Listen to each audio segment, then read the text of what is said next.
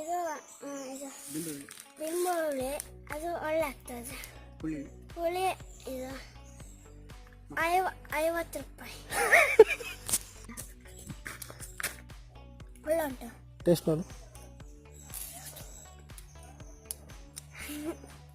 ಇದೊಂದು ಮರ, ಅದೊಂದು ದೊಡ್ಡ ಫ್ರೂಟ್, ಅದರೊಳಗೆ ಒಂದು ಆರೆಂಜ್ ಥರ ಒಂದು ಸೀಡ್ ಇರ್ತದೆ, ಅದೇ ಥರ ದೊಡ್ಡದೊಂದು ಫ್ರೂಟ್.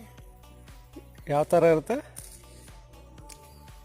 ಒಂದು ದೊಡ್ಡದೊಂದು ಹಣ್ಣು, ಅದರೊಳಗೆ ಆರೆಂಜ್ ಸಣ್ಣ ಸಣ್ಣದು ಸೀಡ್ ಇರುತ್ತೆ, ಅದಕ್ಕೆ ಒಂದು ಫ್ರೂಟ್.